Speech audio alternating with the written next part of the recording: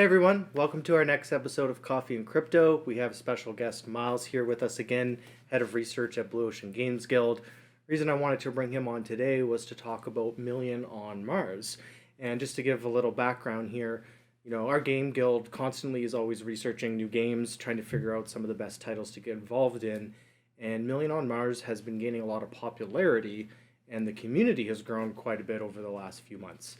So I've kind of set you off down the rabbit hole on this game to kind of explore and figure it out. And I'm really excited to have you here today. Yeah, not only to tell really everyone and excited kind to of be explain it, but also me. Like, I want to know what have you figured out. So let kind of just to kick it off, what is Million on Mars? What type of game is it? And what network is it on? Million on Mars is made by a team that's based out of Austin, Texas. Their lead developer is a guy who worked on Zynga, and he's done a lot of classic games. And this game, they wanted to create. Basically, their motivation is that people will soon likely be talking about trying to colonize Mars, and they're trying to investigate what that might look like. And to do that, they've created a game, which is actually an economic system as well as a game. Okay. Now, it is definitely a game, and it's not a financial tool, and they explicitly tell their users that. And the other thing that I think is really interesting is that when you start this game, you do have to get like an access badge for like $10.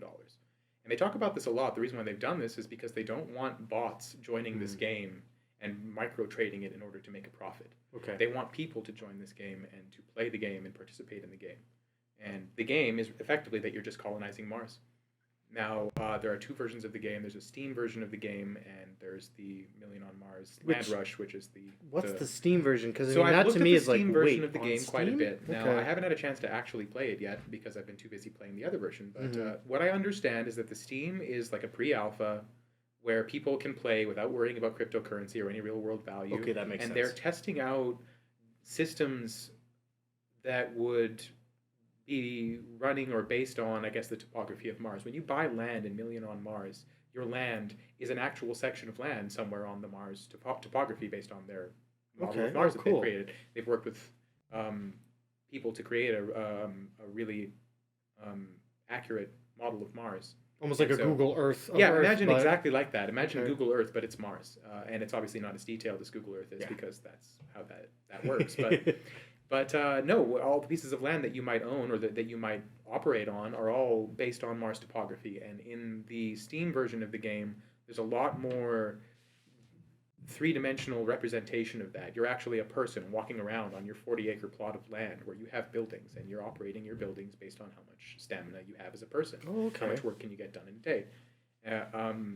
Now, the crypto version of the game is mostly a clicker, and it's mostly web-based right now. And I'm imagining that they're planning to test their systems for integrity using the Steam version of the game, pre-alpha, and not with any monetary value. And then when those things are sound, they'll introduce them into the ecosystem of Million on Mars. Well, that's cool. It almost gives them a test grounds. Right. So I looked at their roadmap, and it looks like the first thing on that roadmap is that you'll be able to... Once you've constructed rovers, which you use to move buildings around and to do other work on Mars, you'll be able to use those rovers in PvP battles of some sort. Which sounds to me like you're going to build a rover and put different things on your rover that'll be advantageous in battle and go into battle. Well, maybe let's back up for a second. How do you play? What's the starting process like? The starting point of Million on Mars is the economic system, though. And the lead designer of Million on Mars talks a lot about the other projects in the space that are big right now, such as Axie Infinity. And another good example that he doesn't speak about that I think of is actually Farmer's World. Games that are leaders in the space, in the Web3 space right now, are creating ecosystems and then creating a desire for people to generate those resources and spend them in the ecosystem. And the better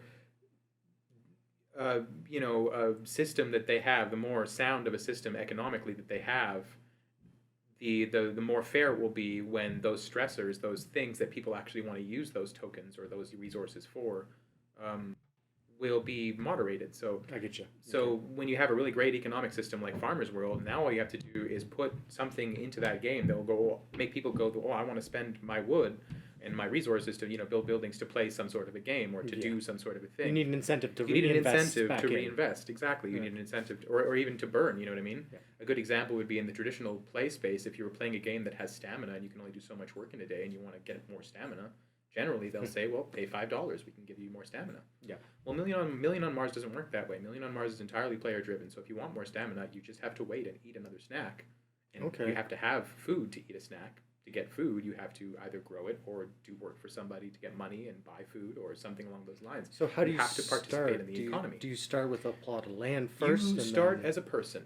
Okay. You don't start with anything except for the stamina inside of your body in a spacesuit. And basically what you can do, and this is the only game that I've ever seen that has this, they have a gig economy job market.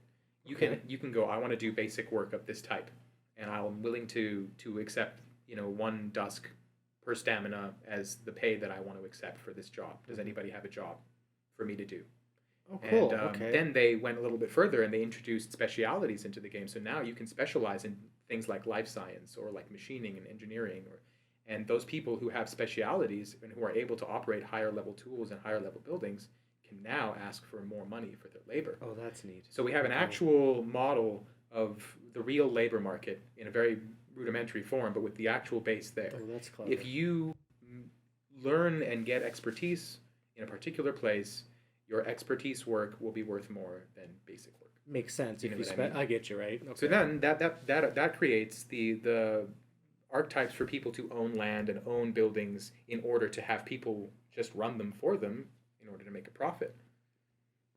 And some of those buildings and some of those things are going to be things that people need expertise in order to run. Okay. So if you're a person who just wants to invest in this game and you want it to grow, you can go, okay, I'm going to buy a bunch of lands and a bunch of buildings that I think are the right ones, and let's see if anybody will work for me. And then you can just post orders on the job market, and people. So let me see if I've got it right. You You can can- kind of build all these different buildings that are producing different resources, food, Yeah. water. So if we're talking about it on a I guess like a developer scale, we would say at the very beginning we have NFTs, which are land deeds or which are blueprints to buildings. You then insert those NFTs into the game, deposit them into the game, and they become resources into the game. You Okay. deposit your land deed into a particular plot on Mars, and it becomes that land plot on Mars. Okay. And then with the buildings, you deposit them into the game. You can install them onto your land, and now you have this building that takes X amount of space and can produce something or do something. For example, like a water distiller or a greenhouse. Okay. And so So people could work for you and so yeah, having those manage tools, those? and at a certain point when you've established a settlement, you can have people use your. You can say, I've got 40 ice, and I have a water making machine, and I don't have any stamina. Does anybody have 1 stamina? I'll pay them 1 dusk to I make get you. this water for me. Okay. And now you've got more water. That's really cool. And maybe that water has more value than you paid in the value. So you have to find a way to try to stay resource positive.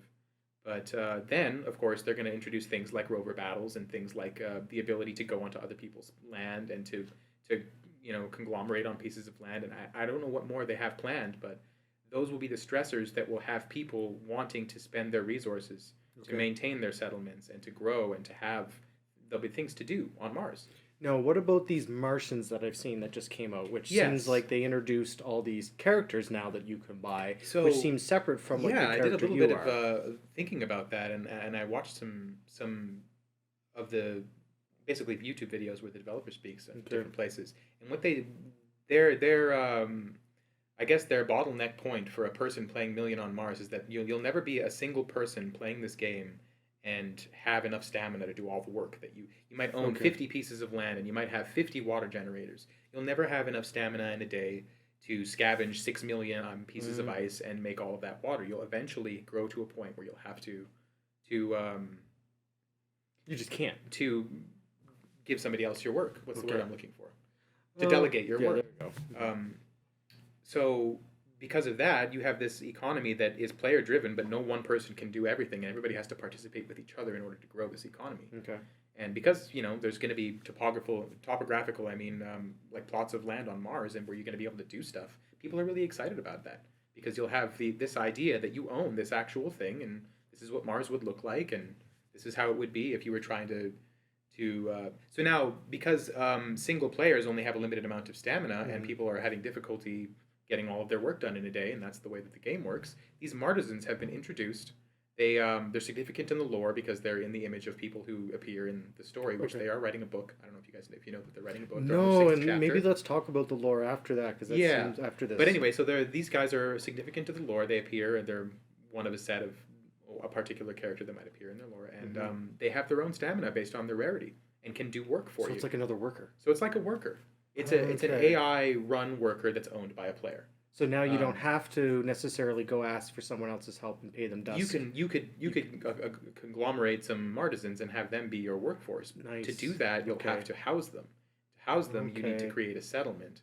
And so there's all the these first conditions step, that have to the be first met. step, if you're trying to establish yourself, I guess, as a landowner in the game, is to try to create a settlement, because then you can start outsourcing your work even to other members of your settlement. Okay. So you know what What's I the mean? condition for that? A couple. You So the gotta own a condition to couple? have a settlement is that you have to have at least 3 lands That's what it is. contiguous, Okay, and there has to be at least 3 shelters. I think there's shelters. Okay. If it's not a shelter, it's the other, and you have to have 3 of them in a row, and that's it. Oh, You can okay. have a string of 15 lands. And now you're officially a and settlement. have 3 of those, and now you're officially Okay. you can establish as a settlement, and established as a settlement, whether you restrict that people who can come into your settlement and use your stuff or not, people can now come into your, and for a small fee, use your buildings and use Okay. your. So So I see the incentive. that would be incentivizing them to become a member of your settlement. Maybe the buildings in this settlement are cheaper than that one, so I'll become a member of this settlement because I can use their CAD for 0.05 instead of 0.06. So I wanted to ask you about the lore, because the community and everything I've kind of learned about the game so far has really mentioned like this is something they're developing with a lot of energy and effort. It's really interesting. It's something really cool about the game. So what can you tell us about So that? what I can tell you that I know, solid facts, is that they're writing a book. It has 6 chapters. The 6th chapter just released, and reading these chapters of this book will not only be interesting, and a lot of people say that it's very interesting, and that they're really intrigued as to what's going to happen next in the story, but also it has a part to play in the actual game. What exactly is that part? What I understand is that if you have a library and you're able to read the chapters of this book, you have to first acquire them in the game. You can then read the chapters of this book, and the benefit is that you can gain knowledge or expertise, I think, in different skills that you would use in the game. Okay. So there's an incentive. So there's an to actually incentive for you read to it. actually acquire and read this book, but it's not free. Okay. And so I haven't actually read it yet because I've just started. And You have to progress far I'll enough have to progress almost. further, and I think I'm going to need access to a library and some funds to be able to buy the chapters of this book and read them. Oh, cool. That's kind of neat that they did that. Yeah, They didn't but just say, also, here's the story. It's one of those like aura of mystery type things. I'm very interested to see what's behind that little wall. It might be a little I tiny get you. box, but I want to see what's in the box. Okay, so they're making it kind of like mystery almost. Yeah, it's like a mystery, and that's Mystery box. one of the alluring things that's getting people to try to invest further into the ecosystem and learn more about this world. And the other thing I thought about is like if they made an economy about a world like Mars and nothing interesting's happening, well, they should put something interesting happening. There you go. So then I went down the rabbit hole a little bit on YouTube and saw the developers speak a little bit, and it's clear to me that they are most concerned with creating endpoints for people to actually have fun, Okay. to make a use for this whole economy. The economy that they created is really, really great. It's almost bulletproof, I would say, and everything has a balance in the form of the way that the economy works. Can you elaborate a little bit on So, that? for example, when you're scavenging in the game, the most low rarity thing that you can find when scavenging is regolith. Okay. Regolith is just like dirt that you find in the ground, but it's not dirt. You know what I mean? It's just Minerals. It's minerals basically. Okay.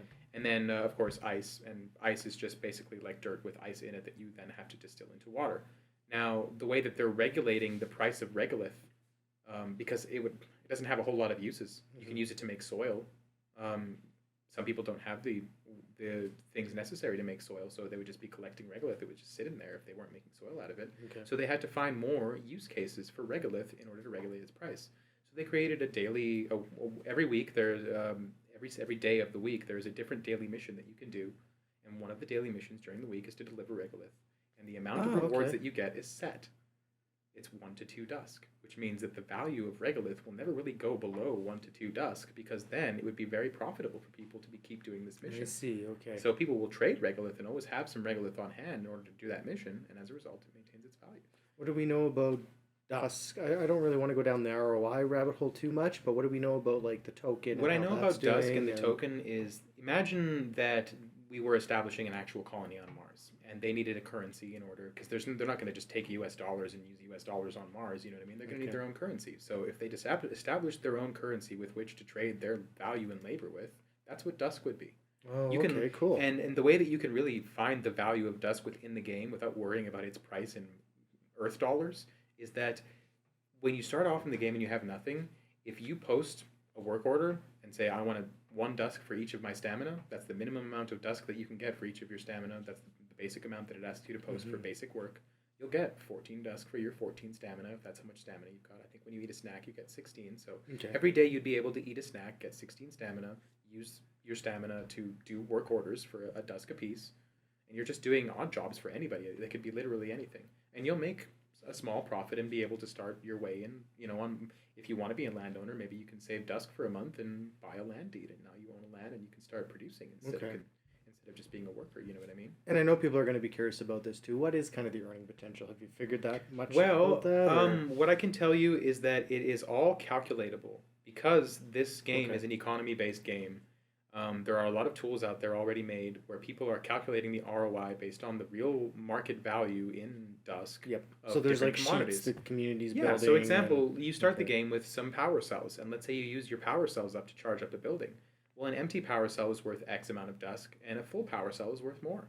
So if you're using particular tools, let's say you're eating a snack every day, and that's how you're getting your stamina, and you are buying an empty power cell and using a solar panel that you have to charge it to it, or going to a settlement and using someone's solar panel to charge that power cell and selling it, well, then you can calculate what the ROI is based on all the factors of what you just did. Okay, that's and so every action in the game like that will have a calculatable sort of economic, and it's going to change obviously because the value of everything changes.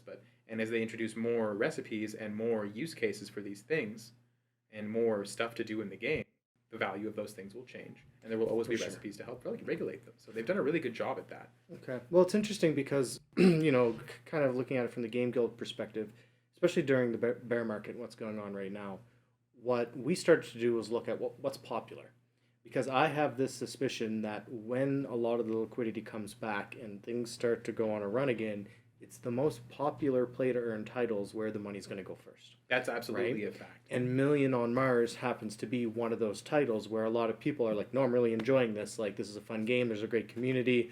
So that's kind of what got our attention as a game guild. It's like, wait, if it's doing good now, just imagine when there's going to be more liquidity. When the market is more so that's why we got interested. But one thing that I thought was really unique about this game, and I want to ask you a little bit about it, is the cross-chain about what's going on. It's on Wax and it's on Solana, but there's actually differences there. There would be a tiny bit of dev speak, but I can simplify that a little bit. Basically, the way that the game works is that when you buy an NFT in this game and you intend to use it for gameplay, it must be deposited into the game.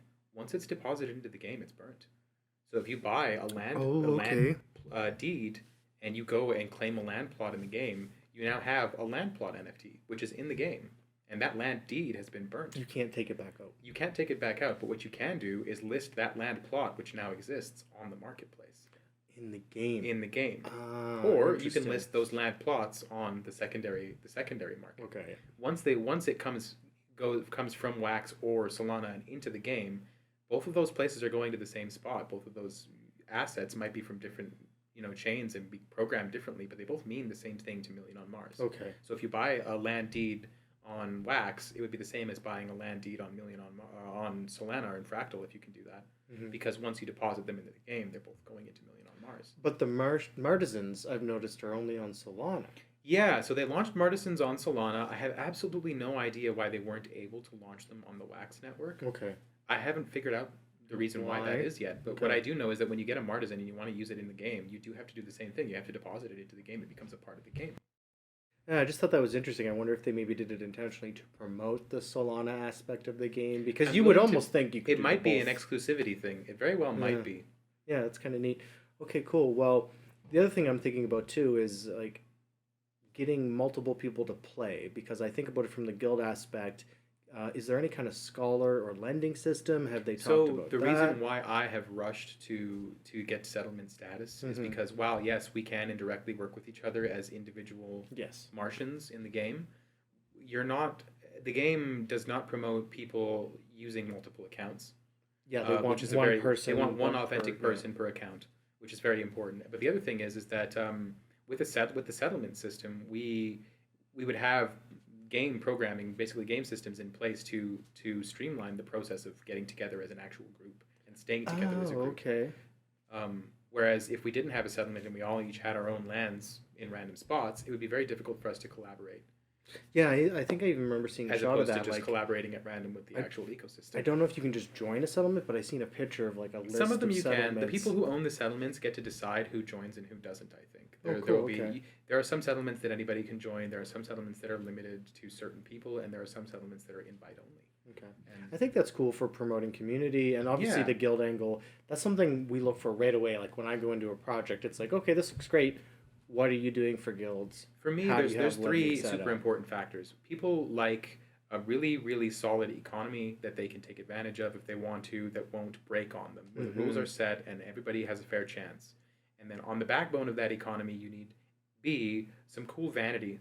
So if you actually Yep. succeed in the system, for example, if you get a really big settlement in Million on Mars, your settlement will appear on the map. That's pretty cool. That A is lot of people neat. want their name to appear on the map, so that's the vanity thing. Okay. And the third thing is, and the most important thing that a lot of projects in the space right now are looking to work on and to solidify, it's the Mm-hmm. most important thing, is that people have to have fun. There have Yeah. to be ways for people to have fun, because ultimately, gamify, we're talking about making games. Yeah. And so the perceived value, that the primary perceived value that people should be getting from these things is not just financial gain, it should be fun. Mm-hmm. You know what I mean? And that's clear to me. It's clear to me that Million on Mars's team understands that, because they talk about that a lot. So like all these other economies, like Axie Infinity is a good example. You have their Yeah. SLP. You can only use SLP for one thing, for breeding. Well, what if you don't want to breed?